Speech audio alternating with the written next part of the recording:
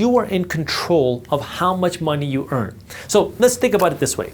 If you make $50,000 a year and you are investing, let's call it 15%, well, that means you're investing about $7,500 a year out of this pie that you're making, this $50,000. And now you start to like this whole investing game. And now you say, I want to invest more money. I want to build more wealth. How can you invest more money? Well, instead of investing $7,500 a year, maybe you work to invest $8,000 a year, maybe $10,000 a year. You're squeezing more pennies out of this pie. Yes, you're putting more money aside to invest, which is great. But what if now you did something a little bit different? We thought out of the box. And now you go from earning $50,000 a year to $500,000 a year.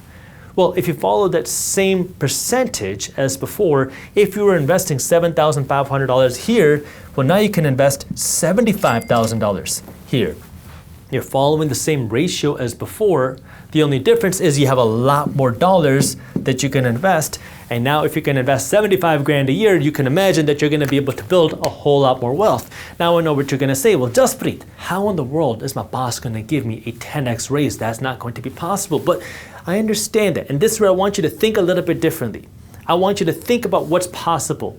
Because if you set a goal to 10x your income, what are you going to do? Well, maybe you're going to start consuming different content on the internet. Maybe you're going to start watching videos on how you can earn more money. Maybe you're going to start watching classes on how you can build a business. Maybe you start reading books on how you get a career change. Maybe you actually take a certificate to earn more money. And you have to know what's right for you. You don't have to go out and start a business, okay? There's a lot of people on the internet that say you need to start a business to build wealth. That's not how it works. There are many ways to build wealth, and you have to know what's right for you. But if you set bigger goals, you're gonna do different things. So for those of you that say, I don't wanna start a business, that's not for me, fine. But you gotta figure out how you can earn more money. Is it going to be at your own job? Can you get a raise? Can you show your boss that you are more valuable? Can you produce more value at your job and be the #1 producer at your company to make more money? If not, can you find a different company that's gonna pay you more? Can you get a career change? Can you get a certificate? Can you go back to school? Can you find a way to earn more money? If it's not a job, well, now you can think about how you can build a business. And I'll give you a few business ideas. Again, think outside of the box. That's what's going to allow you to earn more money. But I love entrepreneurship because I didn't have a lot of support when I was getting started with my business ideas. And, well, I just think it's fun to start businesses. Nowadays, artificial intelligence is growing extremely fast. So here are a few business ideas that you can incorporate with AI to potentially make an extra $10,000 a month. Number 1, start an AI consulting company. Show businesses that are making money how they can save time through artificial intelligence and niche down. For example, start a firm that specializes in helping chiropractic offices save 2 hours a week using artificial intelligence. They'll probably be willing to pay you $1,000 to $2,000 a month if you can save them 8 hours of time a month on the work that they're doing. Maybe it's through emails, maybe it's through whatever data entry that they're doing. Figure that out, sell it as a service to them. Number 2, help real estate agents build virtual tours of their properties with staging and charge them money to do that. Real estate agents want to show their properties off.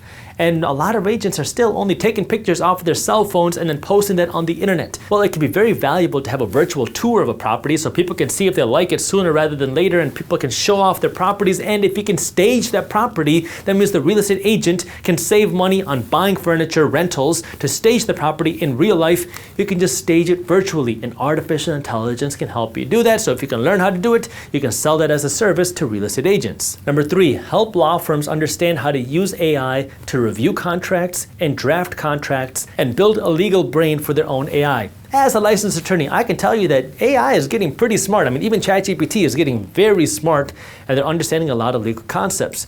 You can help a law firm build their own AI to build their own legal framework, and then you can be on monthly retainer to help with support with the AI, and then you can show the law firm how to review documents with the AI and how to create frameworks for documents out of the AI, which could save the law firm a lot of money, and it can make you some money along the way. Number 4, show YouTubers how they can analyze their YouTube video success with artificial intelligence. I'm telling you this from experience. If you can take a Google sheet and now you can start analyzing all the YouTube videos, put all that information onto a YouTube video, you can show it to AI, and then AI can then analyze your stuff for you, and that could be a business model.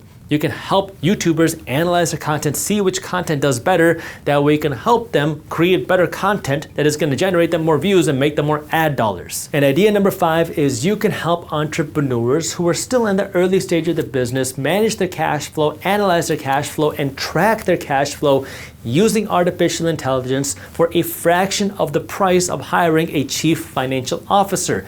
Every startup business owner is going to be managing a lot of cash. I mean, they're going to be managing a lot of cash movement from their bank account, from their credit card statements, from their debit cards, and all these other transactions that are happening. Well, if you can use artificial intelligence to organize and track all their finances, they could save hours of time every single month.